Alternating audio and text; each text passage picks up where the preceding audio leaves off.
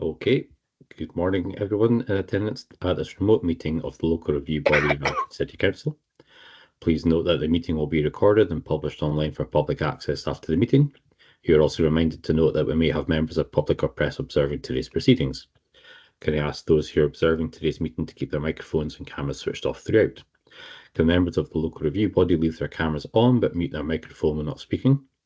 As the local review body contains quasi-judicial business, members are reminded that they should not leave the meeting during any consideration of any of the reviews.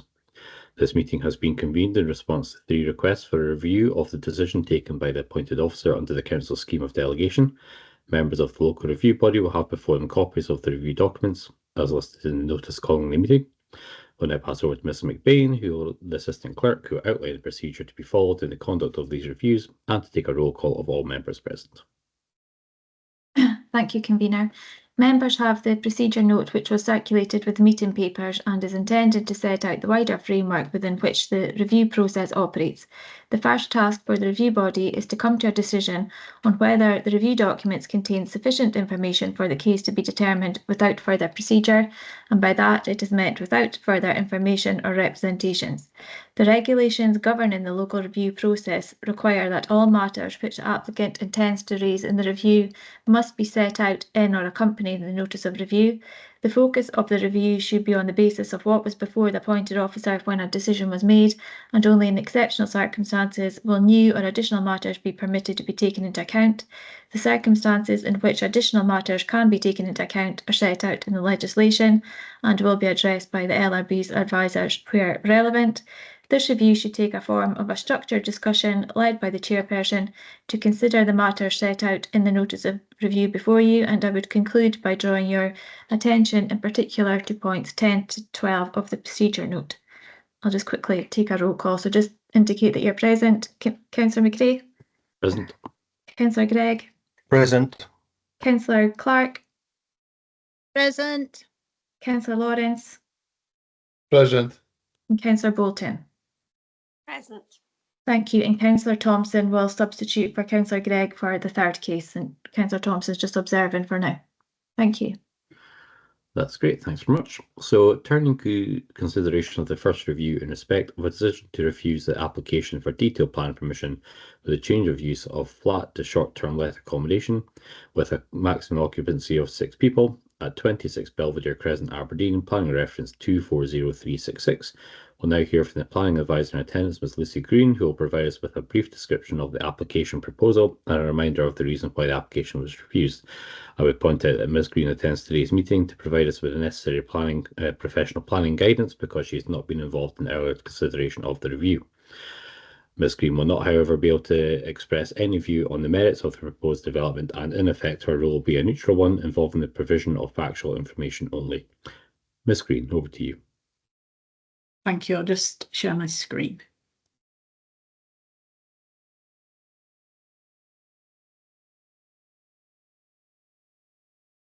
A bit slow this morning.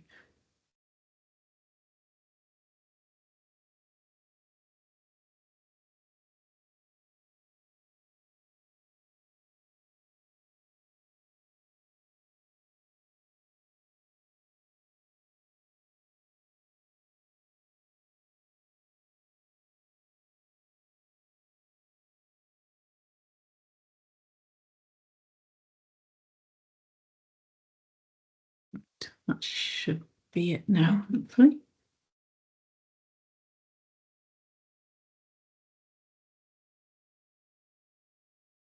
Okay, this review was submitted within the 3 months as required, and there are no new matters. Sorry, there are new matters that have been raised in the review submissions, which I'll provide details of in a moment. In terms of the procedure by which the review will be conducted, the applicant has expressed the view that the review may proceed on the basis of the information submitted. So I'll provide some background information before handing back for members to decide how to proceed. So this is the location plan showing the property, which contains flats at ground floor and first floor level on Belvedere Crescent. site lies to the south of Rosemount Place and 875 metres from the city centre boundary as defined by the local development plan. And that's the front elevation on the street. So number 26 is entered through this front door and is the ground floor flat. And then number 28 is entered through this door to the side. And it's obviously a semi-detached property with 2 flats in the other half of the semi. The application flat, and the report notes that the upper floor flat is in mainstream use, and there are no HMOs showing up on GIS, and there are also no short-term let planning applications showing on Belvedere Crescent. So this is the layout plan, the floor plan for the application property, front door, and then 3 bedrooms. And it's 130 metres squared in total.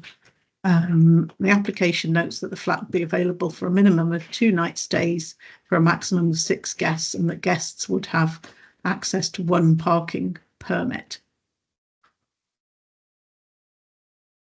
The application was revised to add the gate here, and the report states that the garden has a shared drying area, which is in this area. Although there are areas designated for each flat, there are no sort of physical subdivisions. So the application proposal included for this gate so that this area would be private to the upper floor flat. With the LRB, there was submitted this plan, which showed a proposed fence that would provide further subdivision for the upper floor flats area of garden.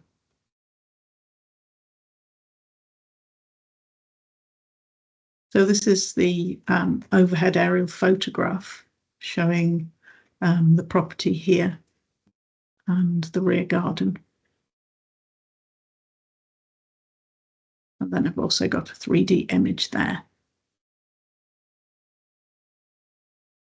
So this is the application property.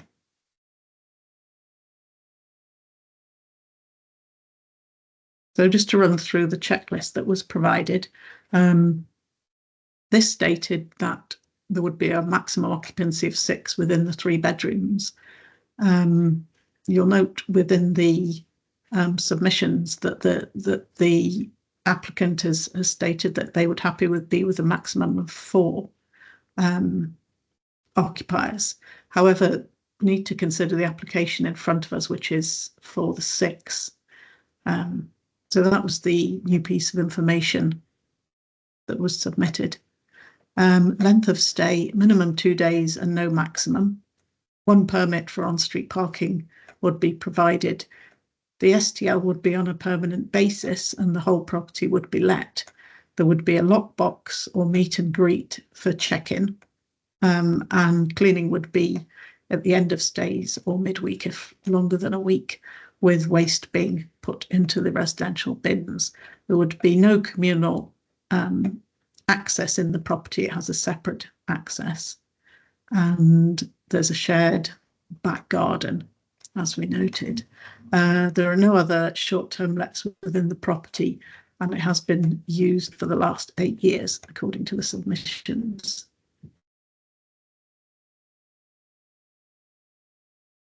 So reasons for refusal were that the comings and goings from the use of the flat by up to 6 transient occupants alongside cleaners would unacceptably intensify the use of the property over and above what would be expected from its use as a mainstream flat. And as such, the proposed use would present an adverse harm to the amenity of the neighbouring residential property to the detriment of their amenity. And that would be in respect of privacy, noise transmission within the building, the sense of security and the enjoyment of private external amenity areas.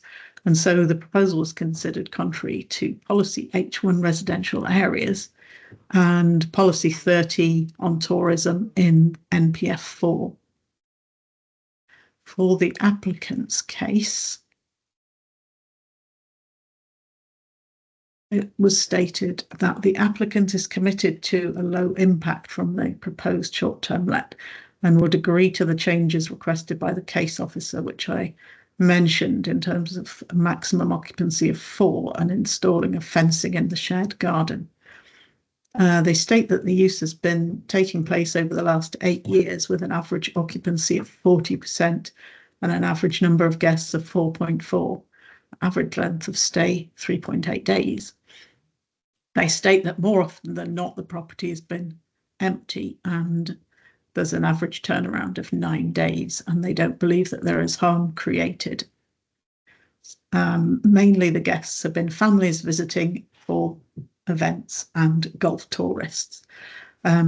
Also make the point that Rosemount's ideal for facilities such as restaurants, etc., and close to parks. And it's also described how guests are counted and that under 1-year-olds do not count and children up to 10 count as half. However, there must still be beds for them. Also noted that there was no objection from the waste team nor from the roads team, with them stating that parking would be the same as a mainstream residential flat.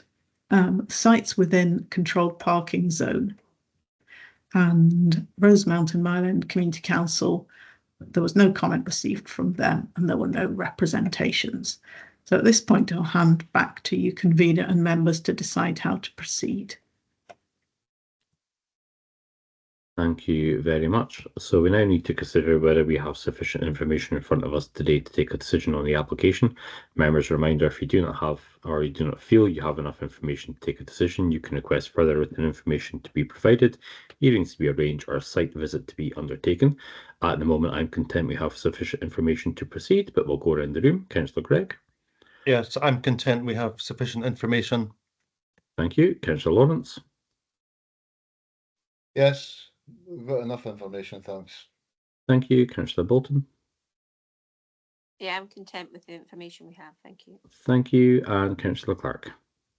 I'm content with the information we've got. That's great. As members feel we have sufficient information, we will now pass back to Ms Green, who will take us through the relevant policies and considerations for the review. Thank you.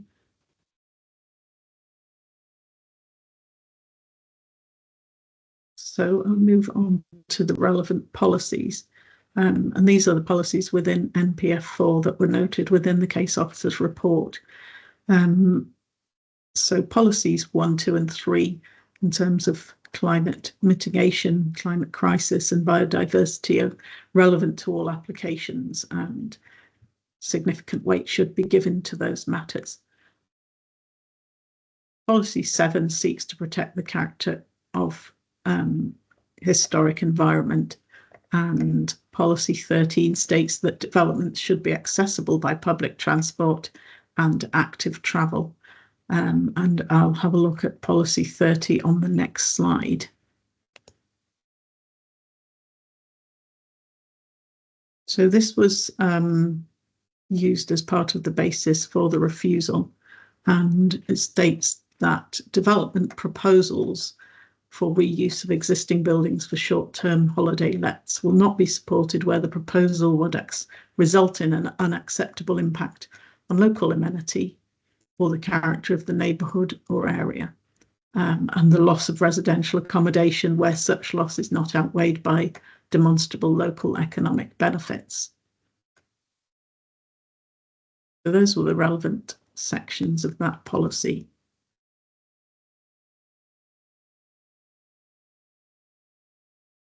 In terms of the local development plan, there are a number of relevant policies, and policy H1 was used as part of the reason for refusal. So I'll focus on that in a moment. Policies, again, seeks to retain the character of the historic environment, and policy R5 on waste management seeks to ensure there are adequate facilities provided. Policy T2 on sustainable transport seeks to have development in areas where it's accessible by active travel and public transport. And again, appropriate levels of parking should be provided. And policy VC2 I'll cover on the next slide. The APG on short-term lets covers matters such as when permission is needed and the information that would be required in order to assess amenity impacts of proposals. The details required by that APG have been provided within the application.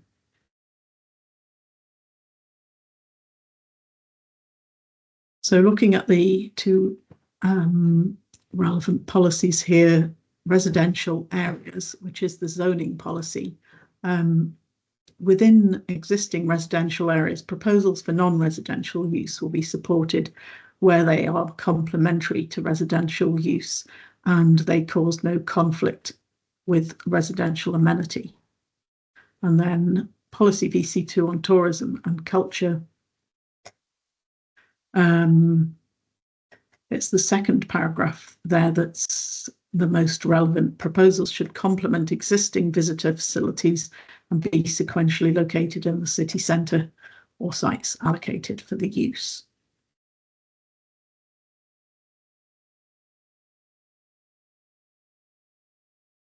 Also a reminder of the Scottish Government's publication on short-term lets, which states that short-term lets make an important contribution to the tourist economy because they offer a unique tourist experience through hosts' local knowledge. They offer accommodation in places not served by hotels and hostels.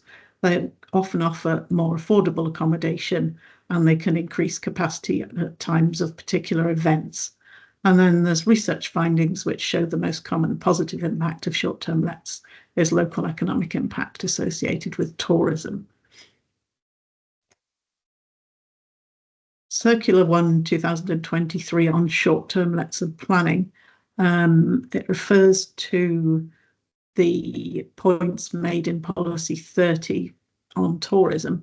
It also states that short-term lets should be balanced against wider policy objectives, and it notes that planning authorities may grant permission for a limited time period.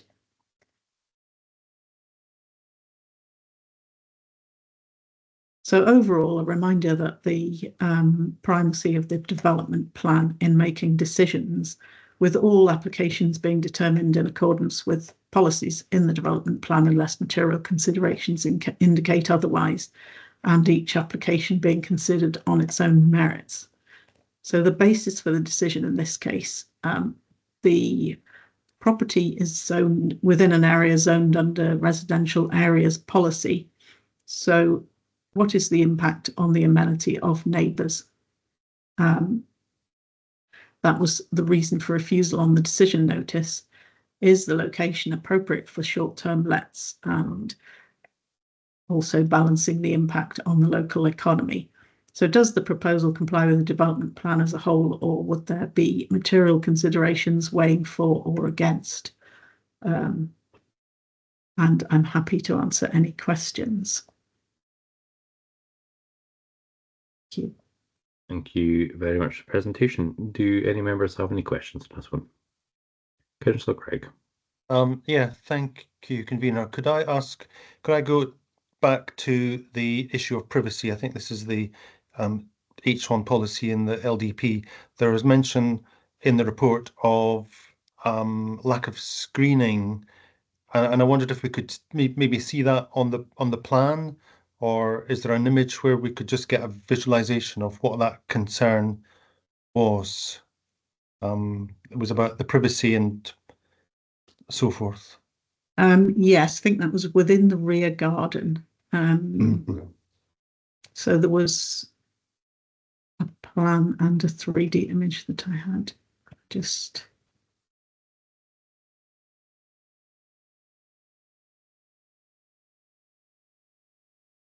back to that one.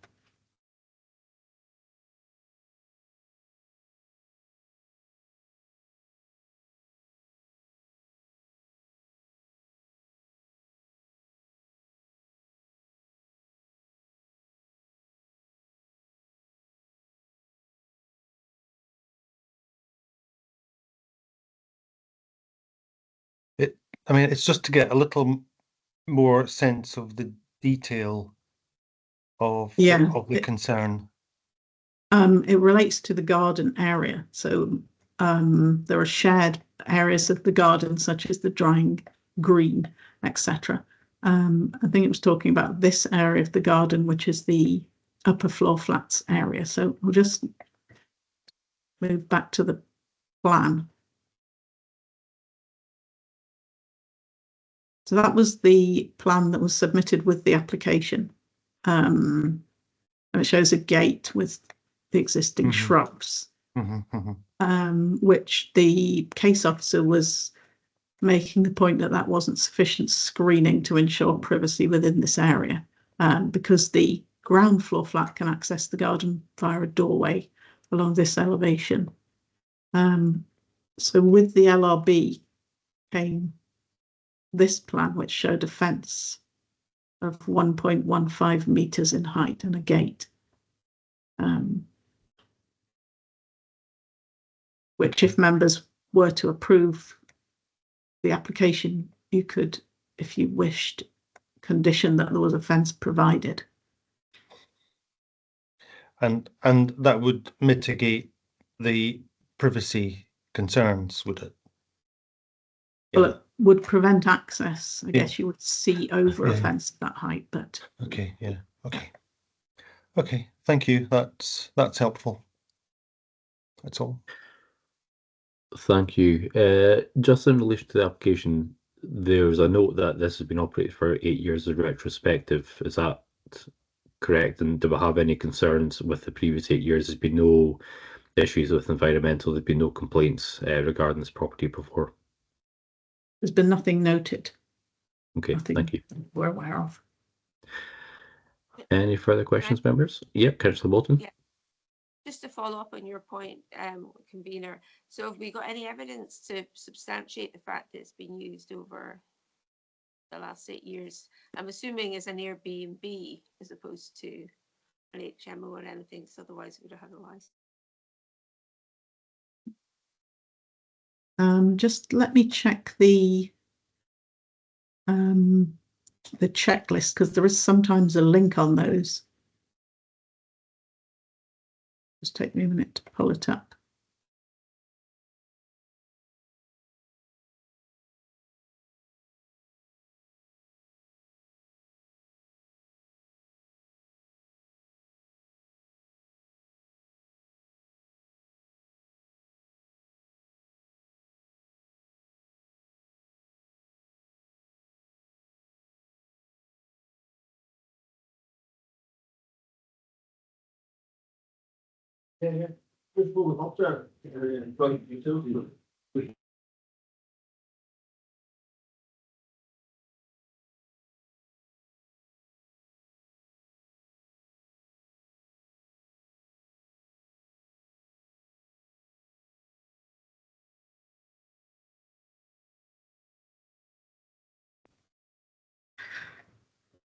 Yeah, there's a link to booking.com. Whether I can.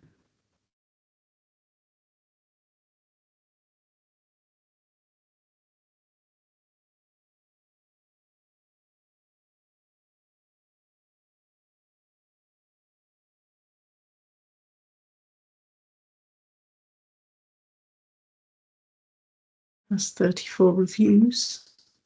Let's see if we can.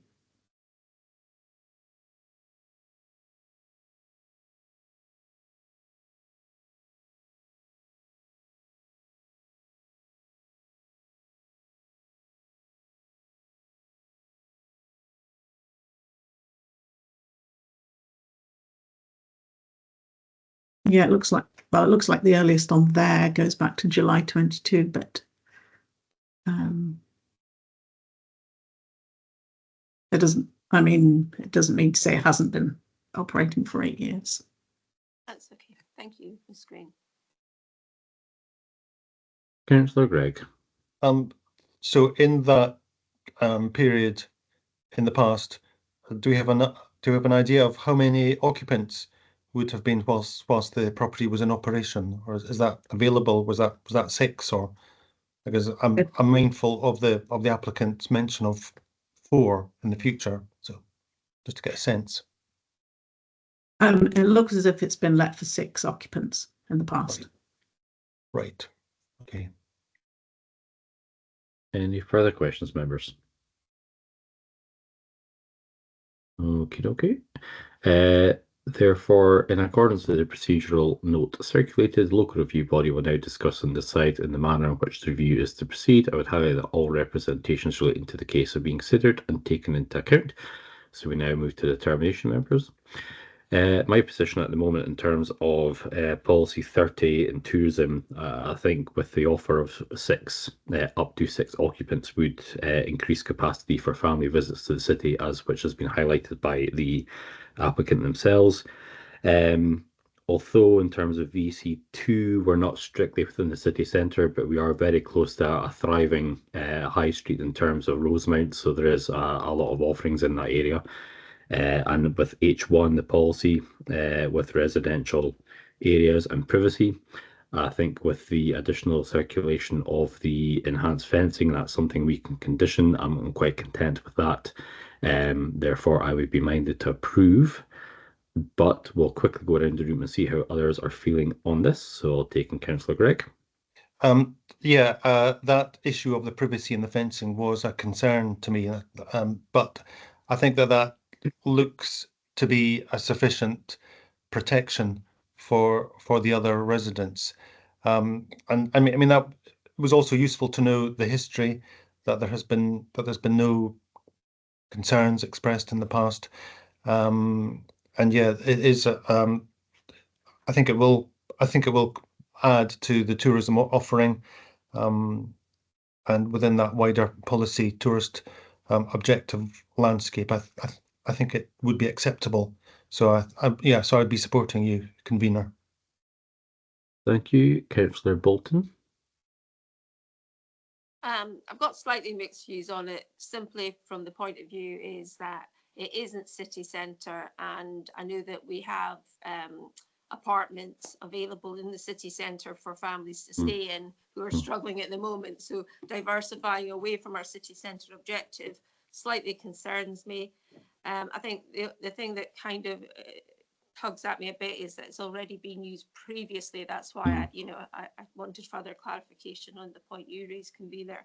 But what I would ask is if we do approve it, is we have the ability to time limit it so that we can review it again. And I know we've done that in other ones. So, that along with the other suggestions that you made, convener, I would be swayed to support your recommendation. Yeah, I think with others we do tend to put in a 5-year limit for further reviewing of those in the future. Councillor Lawrence. Yeah, I would agree. I think if it's been running for 8 years without any concerns or problems, then it would appear to be well run. So I would be going with yourself, convener. Thank you very much. And Councillor Clark.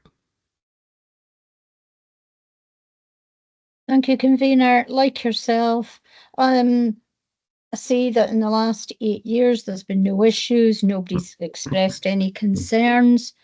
And like yourself, I would agree to allow it. Okay, I think we're pretty much unanimous in that. So as the local review body has agreed to overturn the decision of the appointing officer, we now need to consider any conditions that should be attached to the approval of the application. So at the moment we've got 2 conditions. So that's the time limit of the 5 years and the condition of the fence that's been further submitted by the applicant. Ms. Green, are you happy with those conditions? Yes, I don't have any others to suggest. That's fine. Are we all in agreement?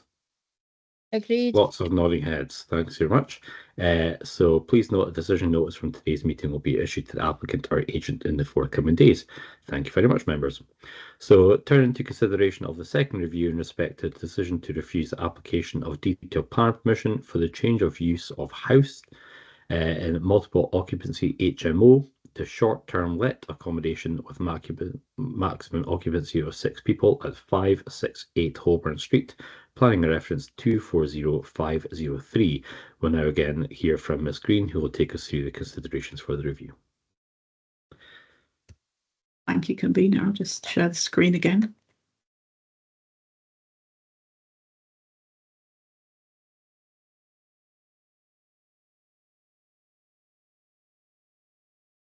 So this is a request for review against refusal of the application under delegated powers. And the applicant has indicated that there are no new matters been raised in the review submissions, and also that the review may proceed on the basis of the information submitted. So I'll continue to provide some background information before handing back to members to decide how to proceed.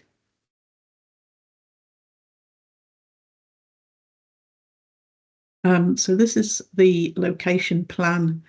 You can see the property is up here just towards the bottom end of Holborn Street.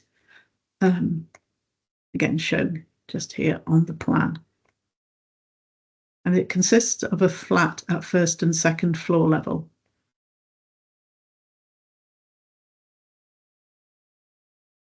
Street view of the building. So it's entered through this doorway up to the first and second floor level. And the flat's been used as a house in multiple occupation, and it has 6 bedrooms. There's another flat on the ground floor level.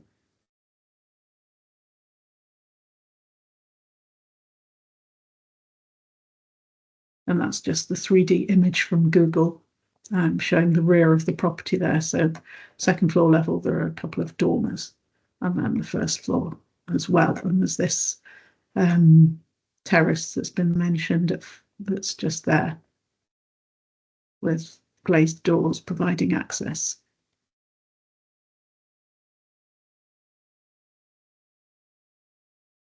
A plan of the first floor level.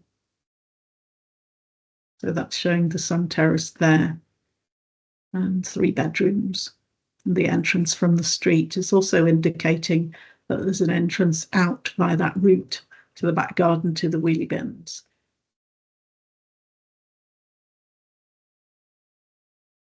And then second floor level.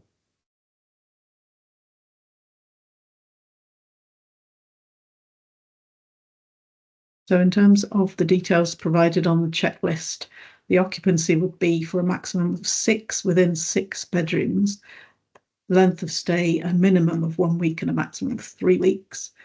On-street parking is available. The short-term let would be on a permanent basis, and it would be let to 1 group.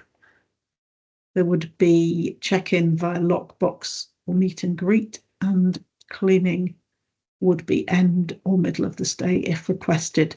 Waste would be removed by the applicant who would manage the property. There isn't a communal access into the building. The submissions state that the garden belongs to the ground floor and that there's access only to the sun terrace. There are no other properties in short-term let use in the building. And it's, in terms of retrospective use, although currently an HMO with student occupants, previously the applicant states has been a short-term let for 20 years. And it was also stated that a history on Airbnb had been submitted to the case officer.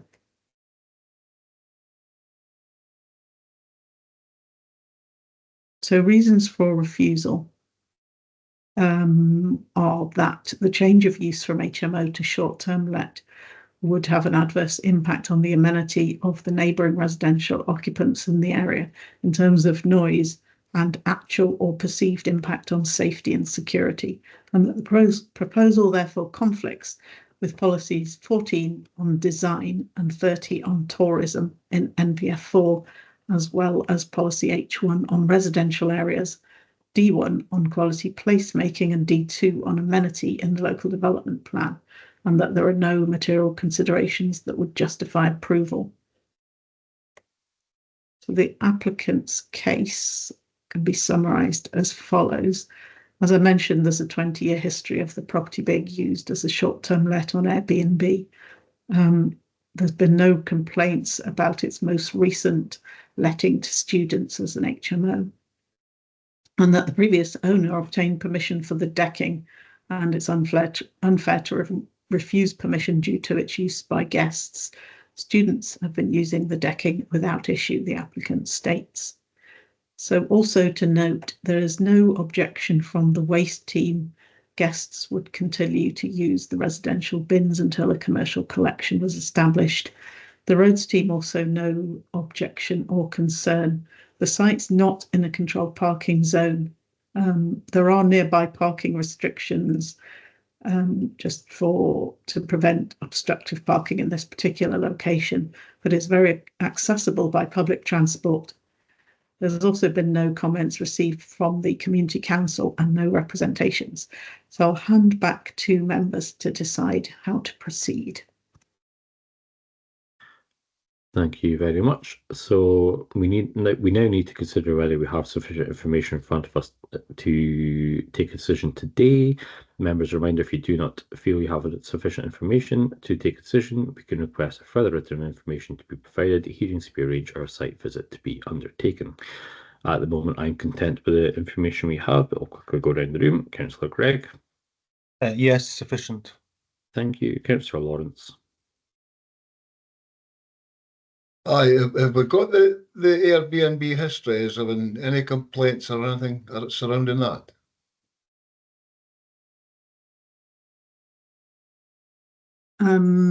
It's been passed to the case officer. I am not aware of any complaints linked to the property. Okay, that's fine. I'll be happy to proceed. Perfect. Thank you very much, Councillor Lawrence.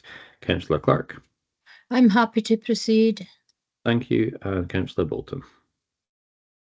Yeah, I know the area and happy with the information being provided. Thank you.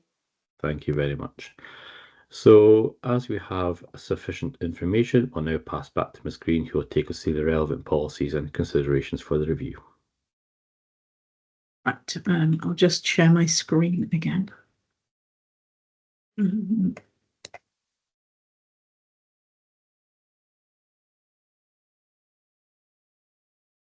Okay, so relevant policies that were noted in the report from NPF 4, policies 1, 2 and 3 on tackling the climate crisis and mitigation and biodiversity. As we noted previously, these are relevant to all applications, and all decisions should give significant weight to the climate and nature crises, climate mitigation and contributions to biodiversity.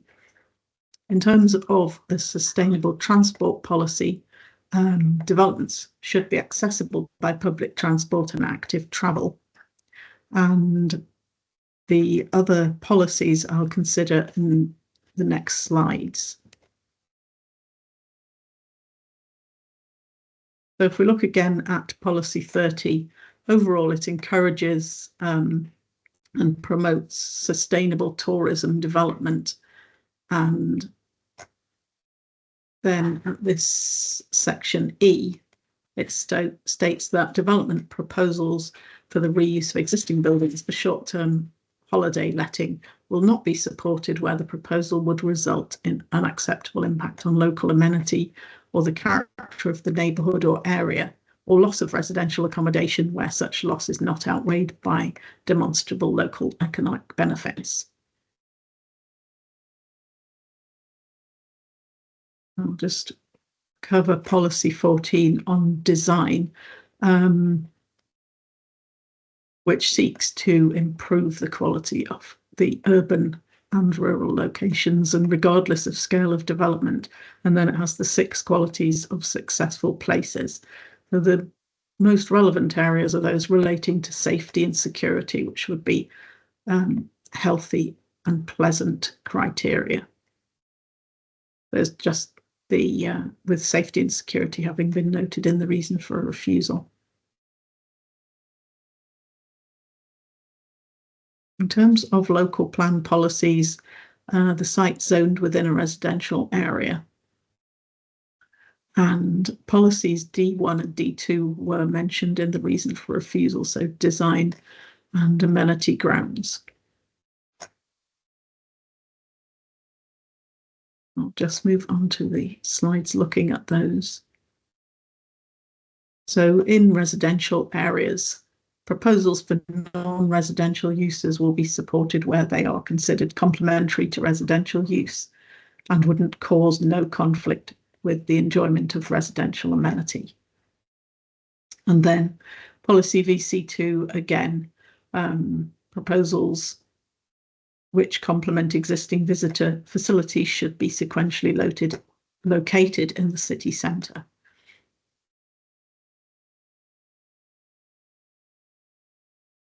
And also policy D2 on amenity, ensuring provision of amenity to existing and proposed residents, and in particular highlighted noise, which was noted in the reason for refusal.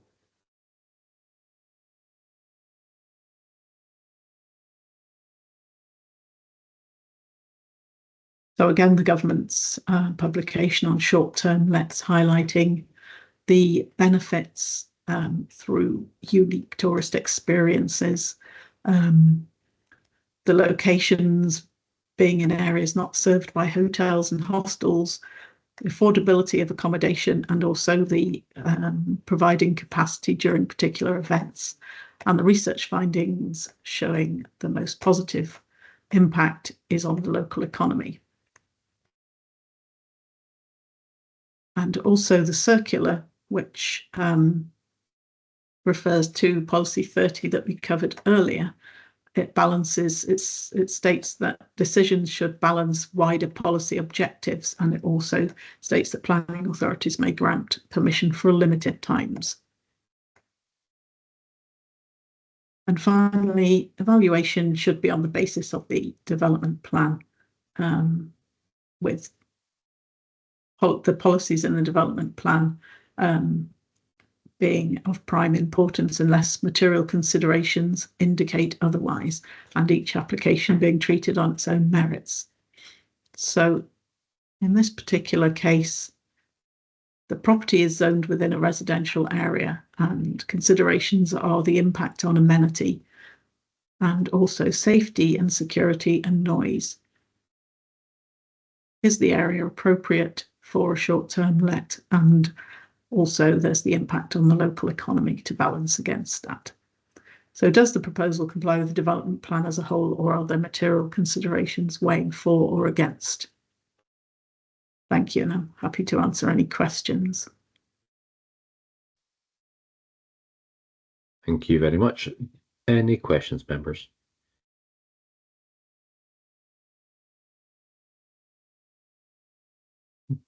Just a question for myself. This is clear. This has been operated as an HMO for some time. Under the old rules before we've had to deal with short-term lets, was an HMO property allowed to be run as a short-term let, if you kind of get where I'm coming from in that one? Or with an HMO license, should that have been sort of long-term arrangements? I think the situation was that previously we didn't have permission for short-term let. So before it became an HMO, it was a short-term let property. And then more recently, it's been used as an HMO, which did require permission. So now the permission's required to change back to a short-term let. Okay, thank you. Any further questions, members? Not seeing any hands. Okay, thank you very much.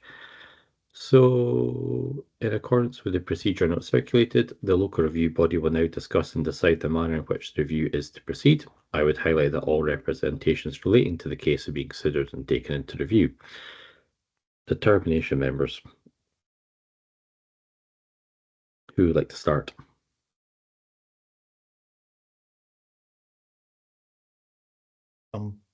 Shall I? Okay, Councillor Gregg. Thanks. I mean, key concern for us is whether we're able to identify that there's no unacceptable impacts, particularly on residential amenity and on H1, policy D1, and I'm not convinced that there are unacceptable impacts. I had a careful look at the terrace. It's quite small. Whoever occupies that property could be at risk of invading privacy down below. So I just couldn't find a reason for objecting on the basis of the existence of the terrace. So I couldn't really find conflict there between the two properties, and in particular as in that transition from HMO to short-term let, I think you'd probably be looking at a similar churn of tenants coming into the property. And so far, it seems that it's gone quite well. The tourism policy, I think this is an excellent location for a kind of a tourist location. You've got Duthie Park nearby. You've got the river. It's excellent bus service. There's RGU nearby if there were for students or whatever. So yes, I would be minded to approve, bearing in mind that we would be setting a time limited permission. So that's more or less where I'm coming from. Thank you very much, Councillor Bolton. Thank you, convener. My concern is I don't have a concern about the terrace, because I think whether it's somebody living there permanently or not, you'd have that issue. And actually, in some ways, it might be more preferable for some people, depending on who you've got in your HMO, to have a short-term let. I would just go back to the point I made on the previous one. It's about making sure that we're not straying out of the intense area we intended it to be for, which is city centre, and having that knock-on impact to the hotels and other already established businesses that offer flatted accommodation, such as Skeeton Square Apartments, which are at the other end of the street. So I just think I would just note that, you know, if we approve this today, I wouldn't want it to be seen that this is unacceptable. It's the fact that it's already an HMO, again, that would sway me. There's no objections. And, you know, in its favour, I suppose there's the bus stop right out the door virtually, because as I say, I know what it is. But as long as we've got it time limited and it's not seen as this is a desirable location, it's just because there's already an existing similar arrangement in place and has been in place that I would consider is an opportunity if the LRB was minded to overturn. But again, as I say, with a time limit on it. Thank you. Thank you. Councillor Lawrence. Yeah, I mean, if there's been a 20-year history and there's been nothing raised in 20 years, I think it's an HMO, or it's been an HMO, and previously it's been a short-term let. I think I would agree to overturn the decision. Okay, Councillor Clark. Likewise, I feel there's been no complaints, or none recorded, should I say, in the last 20 years. No complaints, no objections. I agree that we overturn the decision.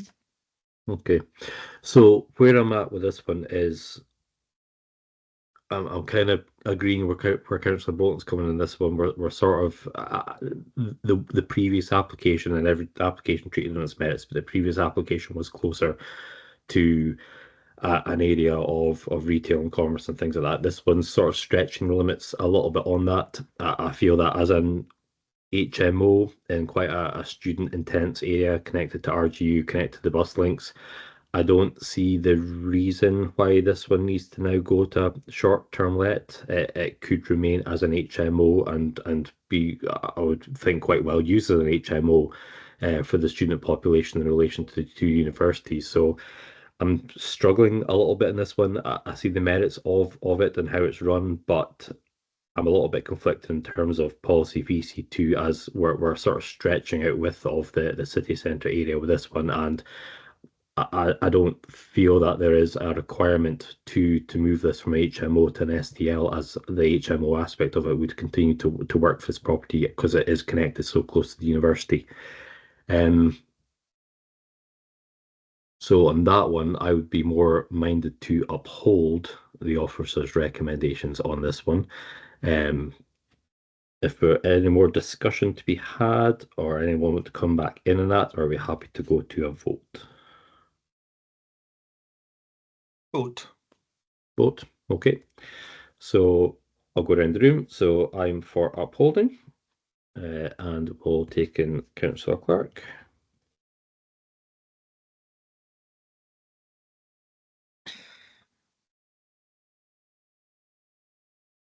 Sorry there, having a lost signal there. Listening to what you had to say there and explaining, I can understand your concerns.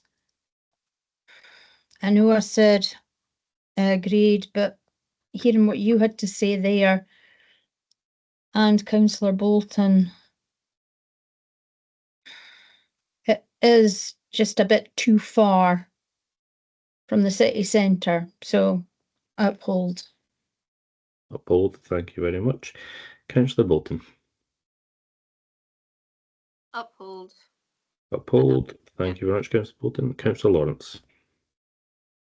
Overturn. Overturn, thank you very much. And Councillor Gregg. I'm going for permission for the short-term let. I think it adds to the diversity of the area. I think it's appropriate for the area. Okay, thank you very much. Back to my bit here. So the local review body has therefore by majority to uphold the decision of the appointed officer at this time. Therefore, the application has been refused. Thank you very much, members. Councillor Gregg, I believe you're dropping out for this one. Now. Okay. Thank you very much for sending. Thank you. Yeah. And we welcome Councillor Thompson. Just checking you can hear us okay? Yep, loud and clear. Thank you very much. So turn to consideration of the third review in respect of a decision to refuse the application for detailed plan permission with detailed plan permission for the erection of a replacement dwelling house with integrated garage, formation of external stairs with handrail, alterations to the boundary wall, erection of boundary fence, formation of hearth standing and parking, and associated works at 8 Woodburn Gardens, Aberdeen, planning reference 231043. We'll again hear from the planning advisor in attendance, Ms. Lucy Green, who will take us through the brief description of the application proposal and a reminder of the reasons why the application was refused. Just for yourself, Councillor Thompson, Ms. Green attends today's meeting to provide us with necessary professional planning guidance because she's not been involved in the early consideration of the review. Ms. Green will not, however, be able to express any view in the merits of proposed development, and in effect her role will be a neutral one involving the provision of factual information and guidance only. Ms. Green. Thank you. I will share my screen again.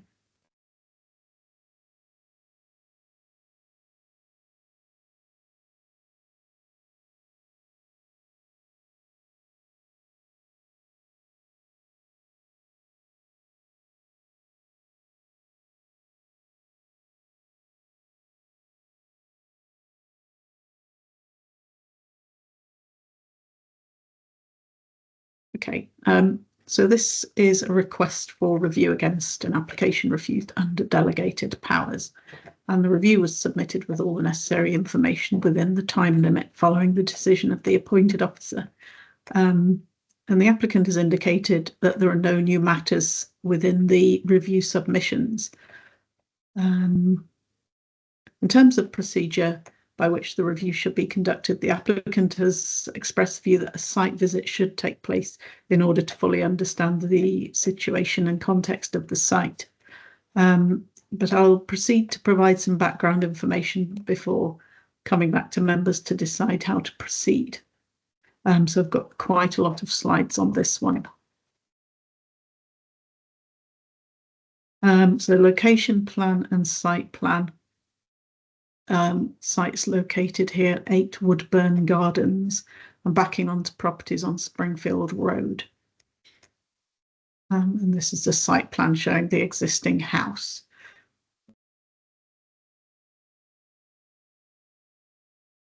Google Maps image showing the property there. The rear garden extending here.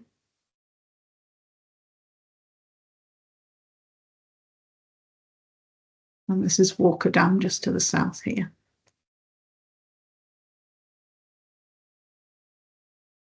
And this is taken from Google Street View as well, showing the property here. It's a granite faced 1.5-story house. And the footprint is approximately 102 square metres on a plot of approximately 809 square metres. Those are the figures taken from the case officer's report. And I think the applicant gives slightly different figures, but they're roughly the same.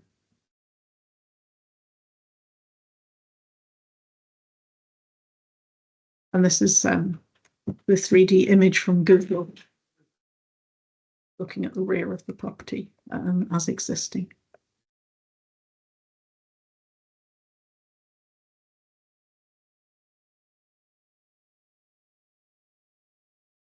So site plans as existing and as proposed, the existing house there with garage to the side. And as proposed here. And this is the pend that comes through to garages underneath this rear part of the building.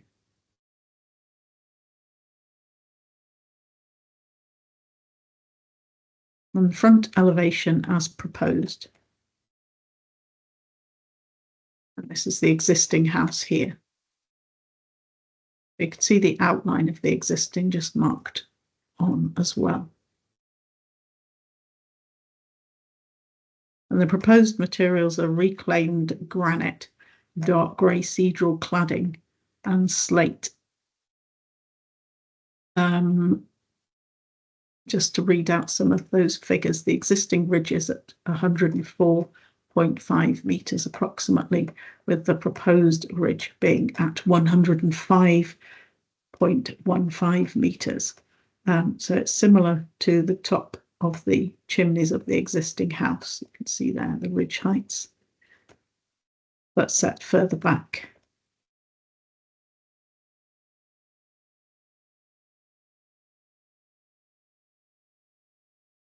And this is the rear elevation. And again, you can see the dashed black lines of the existing house on the existing rear elevation there. So the ground level is at a higher level at the rear of the house. And you can see that on the side elevations that I'll show you now. So the ground rises towards the north. And this is the southeast elevation, and you can see the existing house there. But the ridge is set further back than the ridge of the existing house. And this is the pend coming through to the garages. The existing side elevation there. Side elevation to the other side, to the west. And again, see the existing ground level rising towards the north and the existing house outline. And there's some reference in the case officer's report and other applicants' submissions about the dormer roof. So that's just to understand the overhang of the dormer roof there.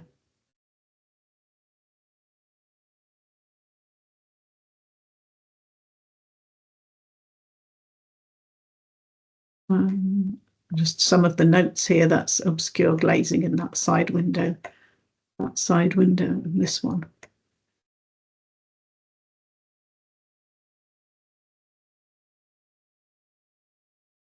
This is the materials palette that I mentioned previously.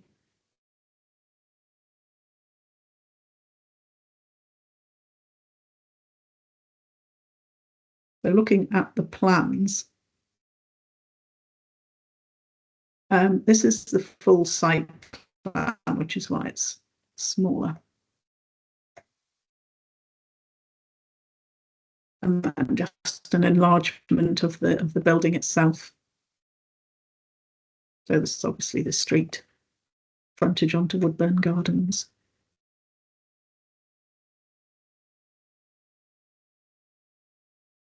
And that's the existing house.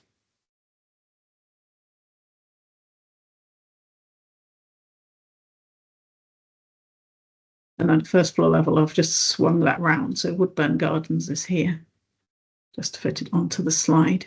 That's the existing house. This is the pend here. Sorry, underneath here. Coming through to garages underneath this accommodation. Thank you. I was just going to say I was completely confused with the different picture there, but that's fine. Thank you for that last statement. Okay, does that make sense?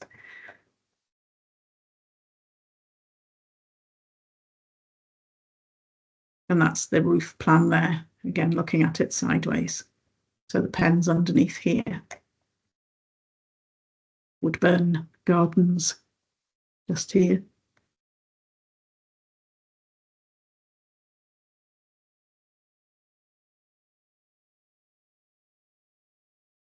And these are sort of artists' images of the house.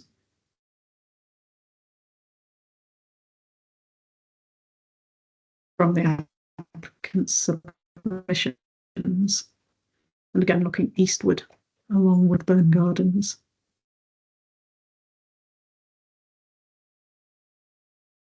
And then there's quite a lot of sections which I'll go through quite quickly. So that's a longitudinal section.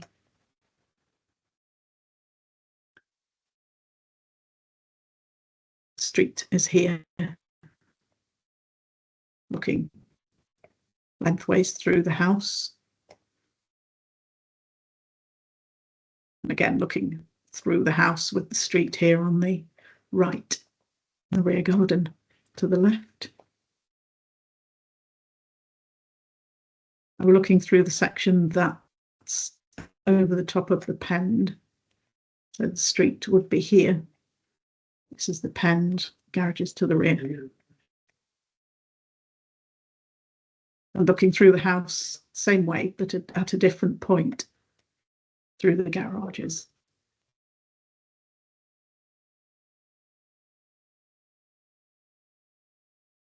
And that's looking through the front of the house, across east-west this time, through the dormers.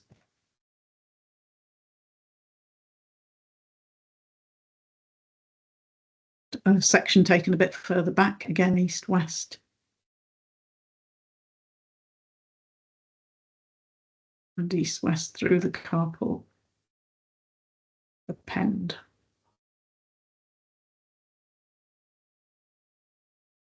And again, taken further back again.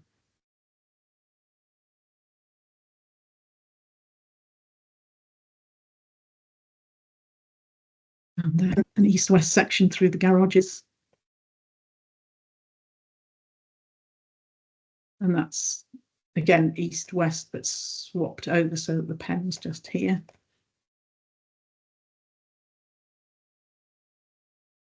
There are a lot of these, so I can come back to any that you want to look at again.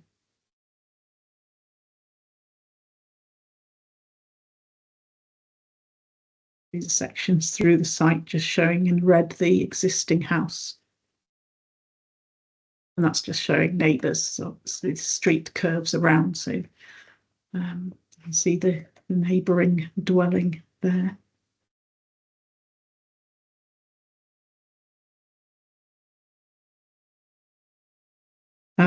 sun path analysis, right? I'm just going to flick through this from the version that's online, if you just give me a moment.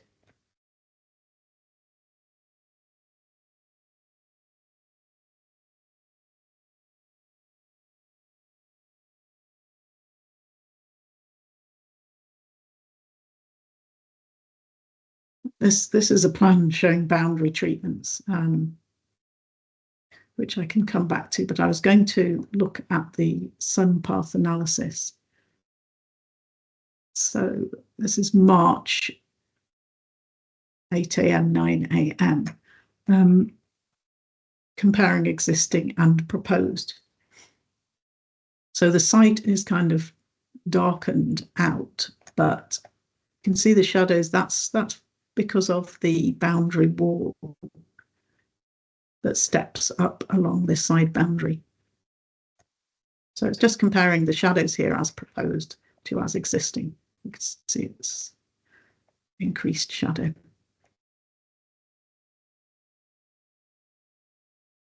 At 12 in March.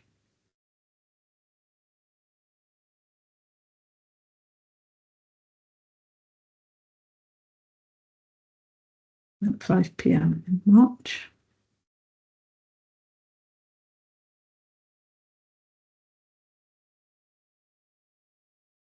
These are the October ones.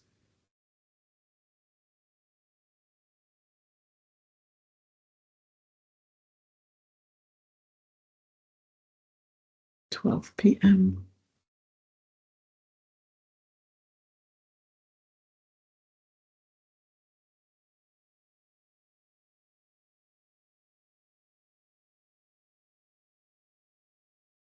And then June.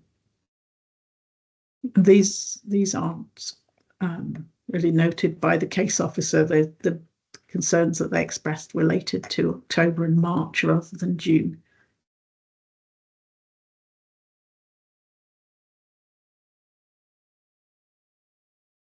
(5 p.m. in June).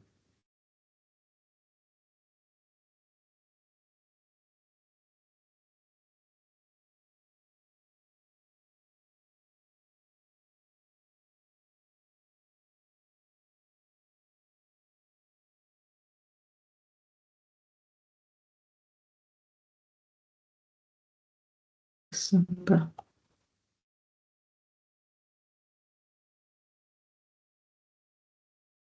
And that's all of those. So I'll just go back to the presentation.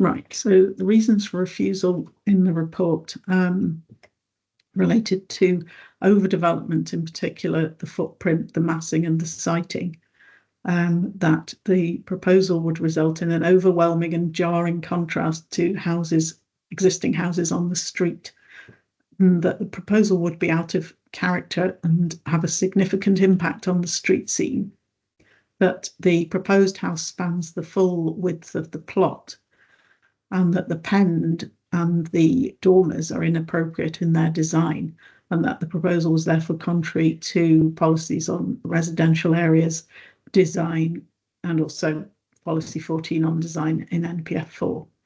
Then also impact on amenity of numbers 6 and 10, the two neighbours, in terms of sunlight and daylight in March and October, and also on number 12 in October. And an impact on number 6 due to the proximity to the boundary of the proposed house. Also privacy and overlooking, and that the proposal would therefore be contrary to policy H1 residential areas and D2, and also the amenity ABDI planning guidance. And finally, that there's no justification for the demolition of the existing house and that therefore the proposal is contrary to policies 9, which is on brownfield sites and vacant buildings, and policy 12 on zero waste, and also to policies 1 and 2 in NPF 4 on tackling and mitigating the climate crisis. So to summarise the applicant's case,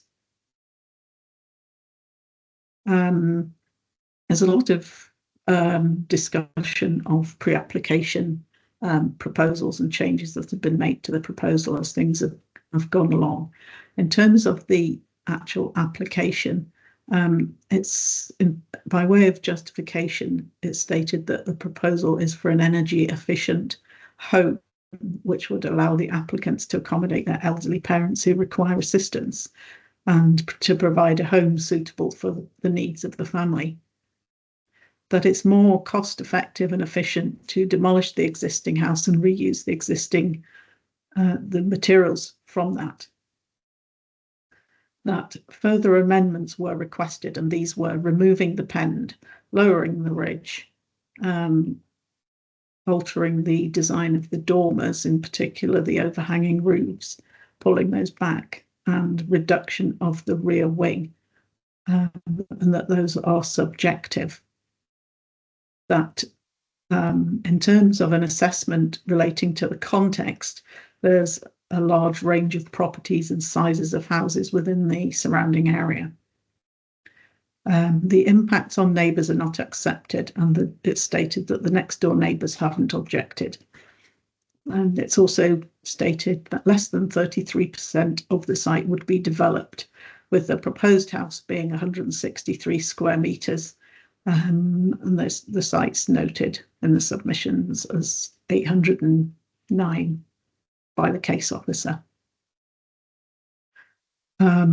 Also noting that the slope of the site allows for the garages to be cut into the ground. So also to note, there was no objection from the roads DM team. There was no objection from the waste team. There were no comments received from Craigie-Butler and Seafield Community Council. There were 2 representations, both from Springfield Road residents to the rear. One was an objection and one was a neutral comments. Those comments covered the large increase to the footprint resulting in the potential for overdevelopment, that the landscaping plan was ambiguous, and that trees within 3 metres of the boundary should be retained or replaced if damaged, trees and shrubs. That the proposal would be overdevelopment of the site, that there would be impact on amenity of neighbouring properties, and then a couple of non-material matters were noted: excavation of the site with potential impact on boundary walls and existing tree in the garden. So at that point, I'll hand back to members to decide how to proceed. Thank you. Quick pause. I have a pager sounding in the other room that need to go and silence, so I'll just be back with you in a minute and then we'll go back around the room again.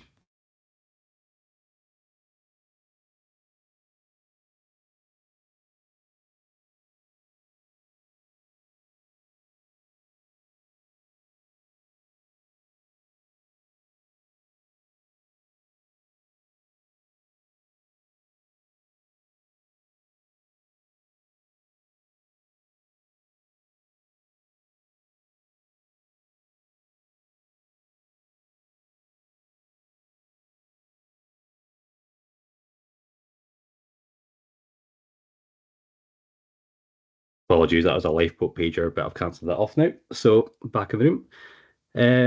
So we'll just go around the room quickly and see how everyone feels in this one. So at the moment, I've got sufficient information to proceed, but we'll take the rest of everyone else in the room. So Councillor Clark.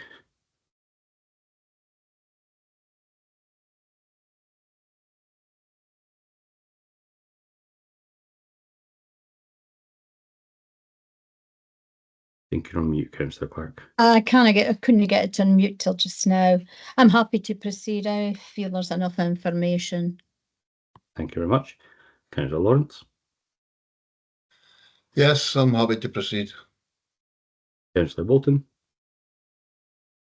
I would have actually been, the applicant did suggest we might want to go on a site visit, and to be honest, it's quite an unusual construction and the different heights of the land.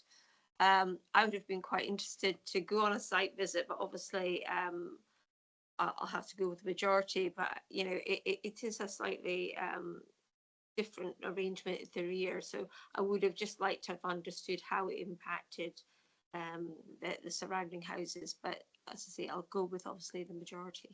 Thank you. okay.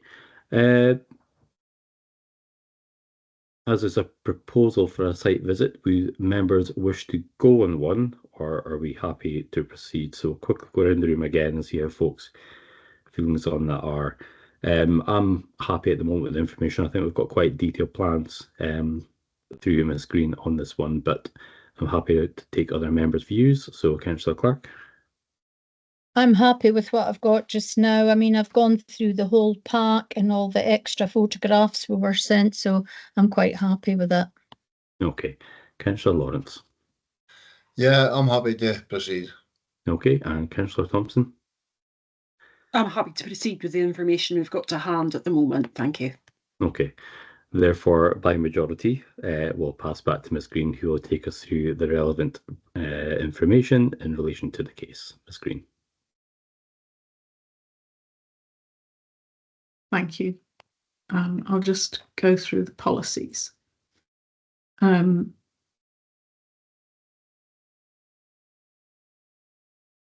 in terms of policies in NPF 4, I've just highlighted there the ones that were used as reasons for refusal by the case officer. So policies 1 and 2, those mean that decisions need to be made with significant weight being given to the climate crisis and mitigation. Policy 3, biodiversity, is also always a consideration for every application. Policies 4 and 6, as well as 20, these relate to the natural environment and any impact on the local nature conservation site, bats, and trees nearby, and there were no concerns expressed in the case officer's report about those elements. Policies 9 and 12, I've got a slide on those, the next slide, so I'll have a look at that in a moment, and the same for policy 14 on design.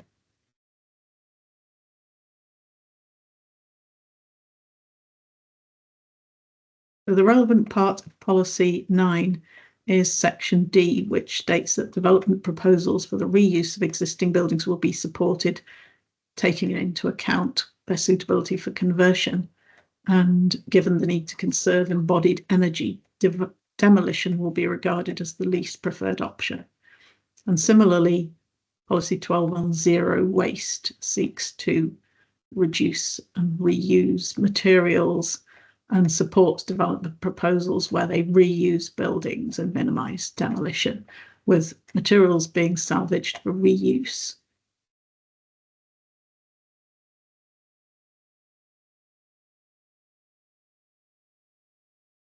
Policies in the local development plan.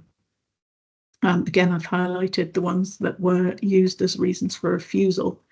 And as I mentioned, in terms of the natural environment, there weren't particular concerns following the submission of information about wildlife and nature. So I have separate slides on design in residential areas.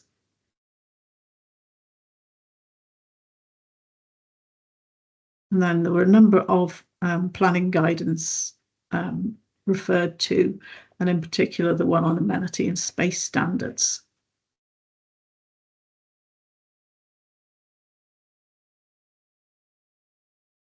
So the sites within an area zoned under residential areas policy.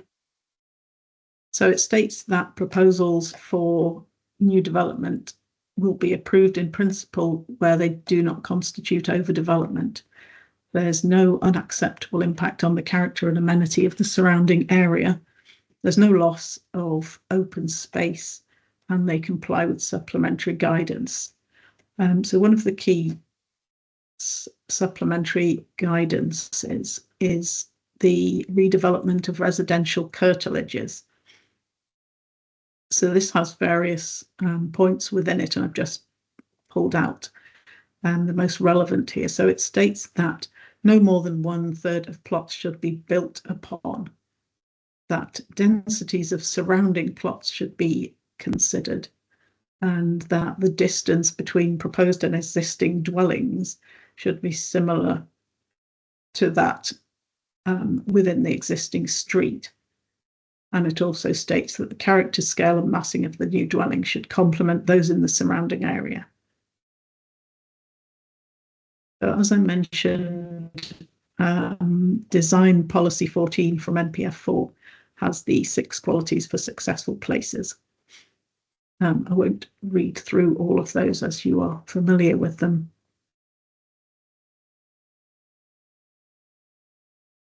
And that's similar also to policy D1 in the local development plan with the 6 qualities for successful places, which also relate to developments of all scales.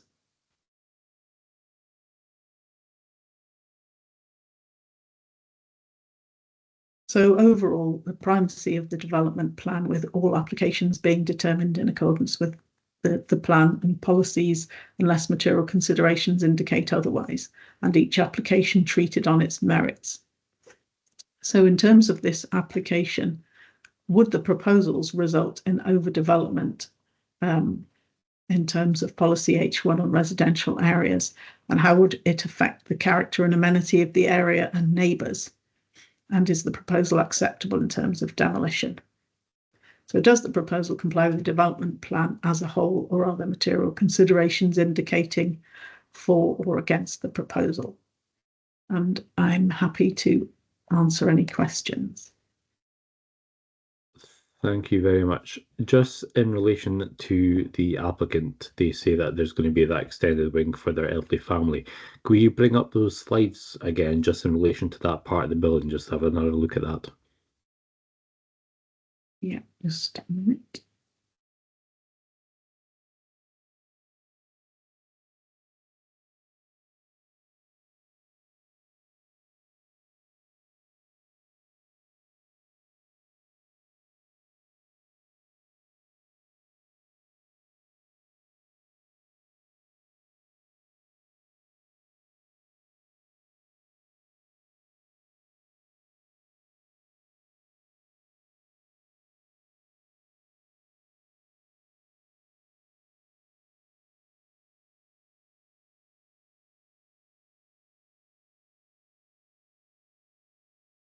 So we just move to the first floor plan.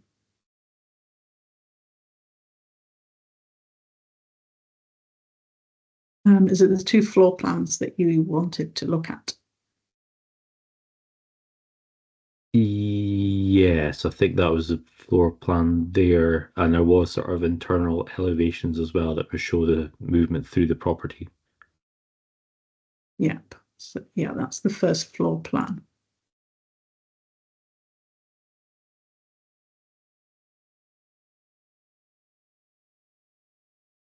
I'll just go back to the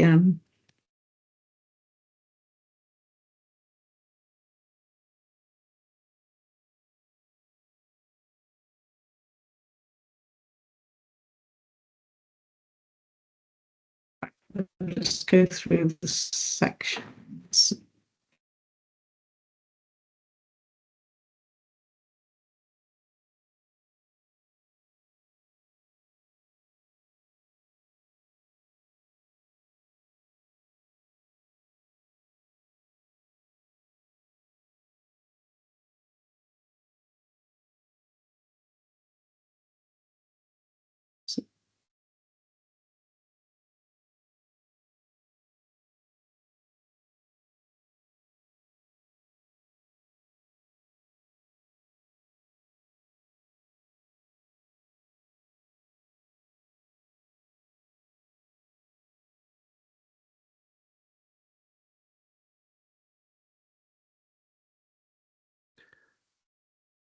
That's great. Thank you. Councillor Bolton.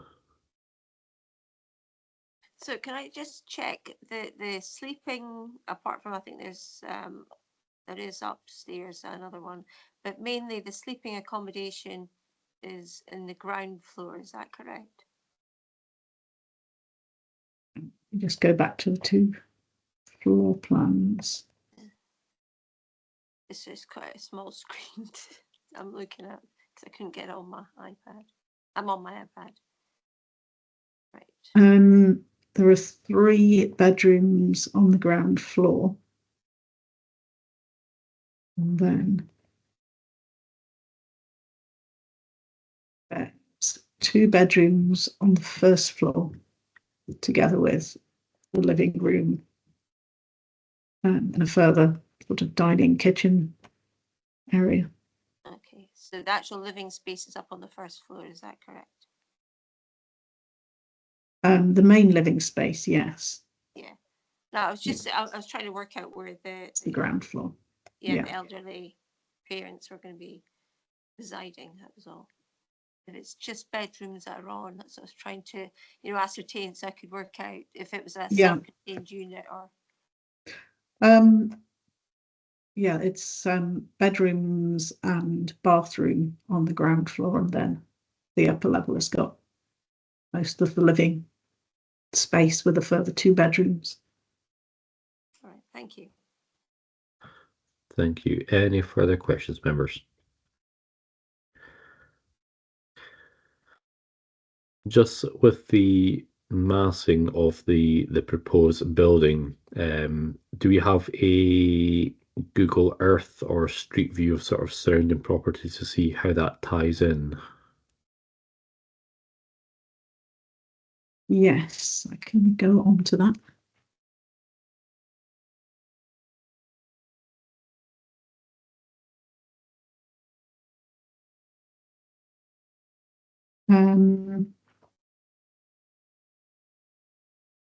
Yeah, so this is the existing house.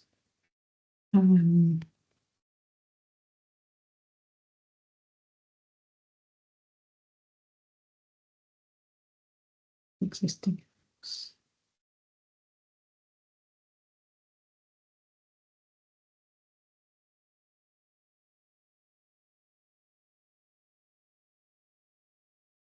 I'm going to go down to the street.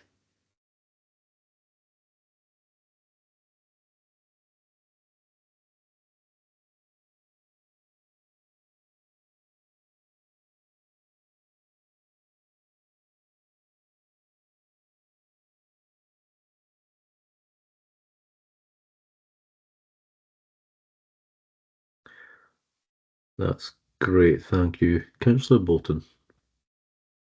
Can you keep up that and go back to the aerial view, please? Yeah, this is the 3D, is that? So in terms of, can you use your cursor to show us roughly how far back the extension would come, just to give us an indication? I know it's maybe a bit of a... I'd be... Yeah. Yeah, because it's quite hard on the sort of the drawings as opposed to, physically seeing it on the ground. Yes, I think I might need to just double check on the drawings because I don't want to. In the elevation, in the house next door, there seems to be, I thought when I first saw it was a patio, but is that an extension? The house next door. Because there seems to be earthworks going on there. See there? So Yes. just to understand it, because obviously then it gives a bit of a different viewpoint to what's going to be next to it. I'll check the planning history there in a moment. If I... It's just approximately, it's just to see how much of the rear it would come back. Right, let me just see if I can move the... Oops, no, that wasn't what I intended to do.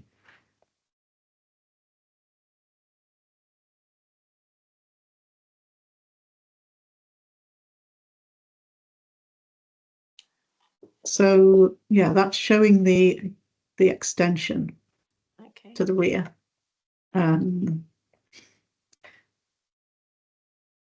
If that helps in Yeah, no, assessing, and it's seeing and the them window. together. Yeah, and the windows that face onto, if I'm looking at the screen, onto the right-hand side. So that's the one with the sort of white bit on the roof. What windows are looking in there again? Can I just, because I know you said there were certain ones that were obscured. It's just, Yes. can I just double check which windows are looking into the rear garden?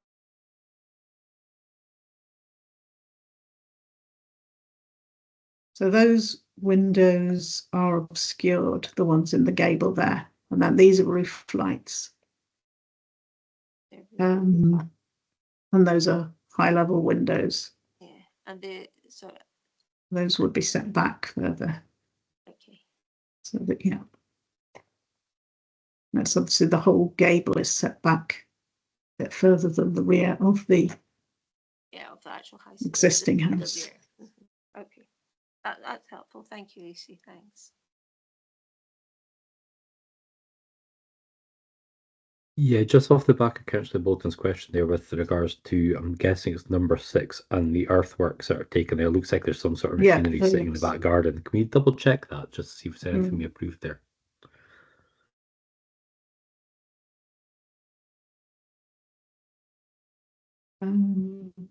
Yeah, well, there's an application there for erection of single-story extension and dormer extension to rear.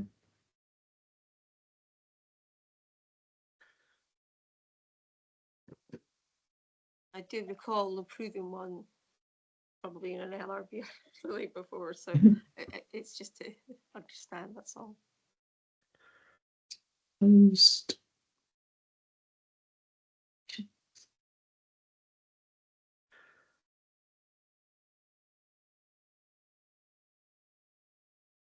Yeah, it looks like a single-story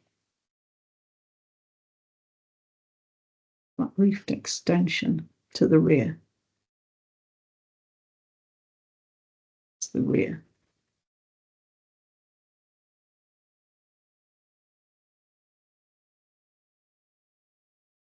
Quite a lot smaller. Okay, that's fine. Just to give me an indication. Thank you.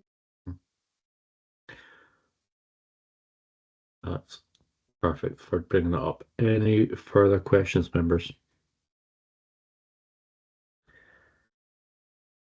Not seeing any hands. Okie dokie.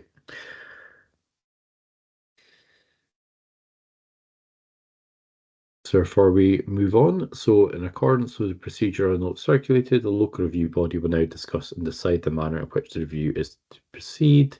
I would highlight that all representations relating to the case have been considered and taken into account. Determination, members. Who would like to begin?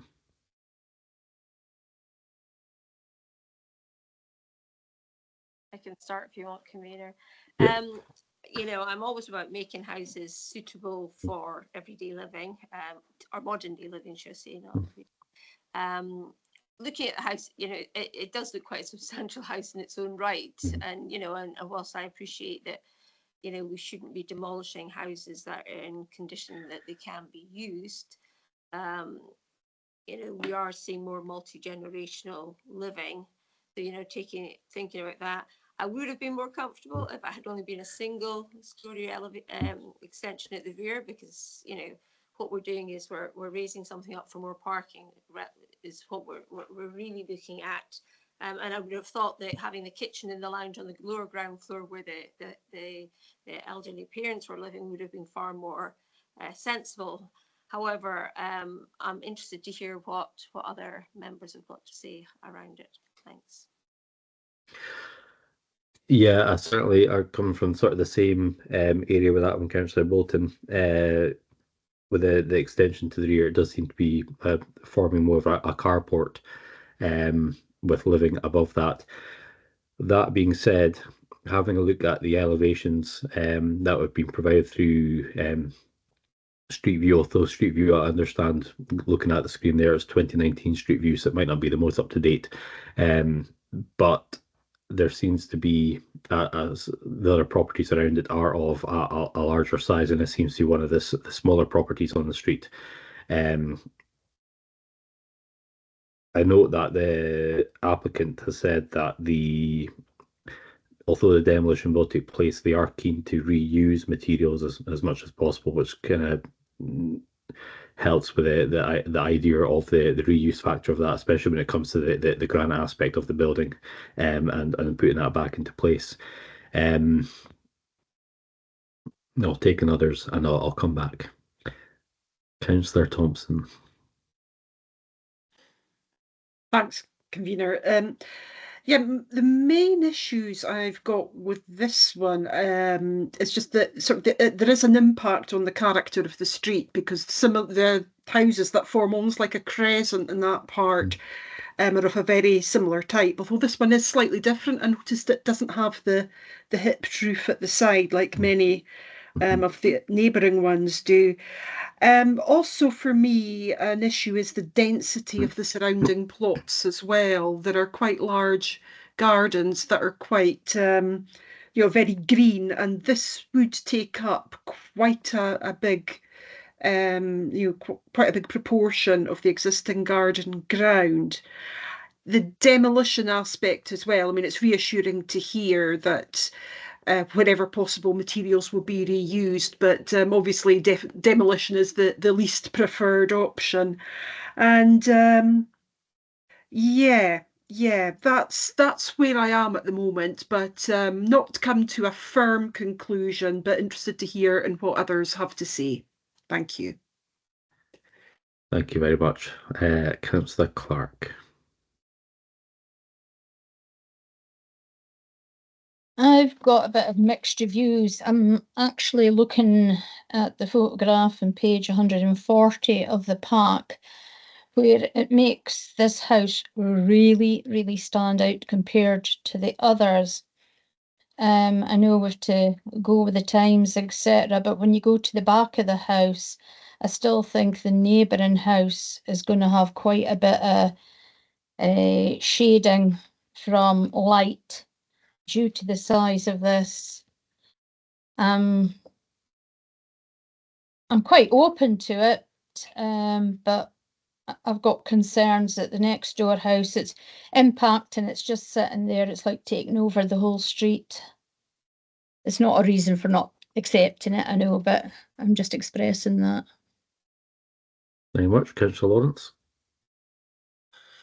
I'm veering towards the decision made by officers. It's when you look at the plan, it's obviously overdevelopment. Looking at the plan, and I think the overlooking the amenity is just, I think it, and as Councillor Clark said, it is a lot bigger than everything else in the street, and the spacing between the buildings is going to be different. And I just think the overdevelopment, I would be sticking with the officer's decision. Okay. I think from the streetscape side of it, it is different to the neighbouring properties, but I'm a little bit encouraged that there has been no major representations from the neighbours in relation to the property. Obviously, if the neighbours were concerned about the overall massing and the overall size and the encroachment onto the properties, an objection may have come in with regarding that, and that didn't seem to be the case. The objections seem to come more from behind the property than anything else.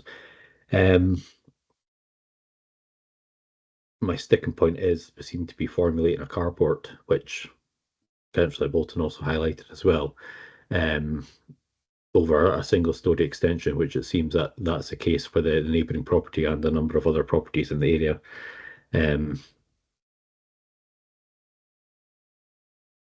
Councillor Bolton. Yeah, I mean, don't get me wrong. As I say, I believe in making houses that are suitable for today's living, and I haven't got a problem with the rear extension. I think it's just the massing because it's over 2 floors, and the use of the space underneath is simply for cars, to the detriment potentially of the neighbouring properties. And that's why I was interested to see what the scale of the adjoining house was getting in terms of an extension, because, you know, I am supportive of allowing people to develop their homes accordingly. But I just feel in this case, you know, with some changes, it's something that could be approved. But I think it's just gone a step too far. You know, it's great to be innovative and everything else, but I think we have to think about the context it's sitting in. And I think just with that carport underneath and raising it up, it just gives that whole massing that I think will be a bit overbearing for the neighbouring properties. So I would, on this occasion, uphold the officer's recommendation, but, you know, to encourage the applicants to revise a scheme, and certainly to come back to us. It's not, you know, we don't do anything. It's just that, you know, this one's perhaps just a little bit too domineering, shall we say, to beauty. I'll leave it at that, convener. Yeah, I think I would agree with that on this occasion. The massing of the property is just that little bit too big for the streetscape, and I think that's where Councillor Thompson was coming into there as well. Do you have anything to add that, Councillor Thompson? Yeah, much the same as you've said, convener, and Councillor Bolton, that there isn't one complete standout thing that you immediately go, oh no, we're not having this. It's just accumulation of small things that hopefully, and I'm very sympathetic with the applicant in trying to provide a home for elderly relatives and all for multi-generational living accommodation. But I think there is a definite, you know, it's definitely a possibility to come back with maybe fairly minor amendments to the scheme that would potentially be successful. Thanks. Absolutely, Councillor Clark.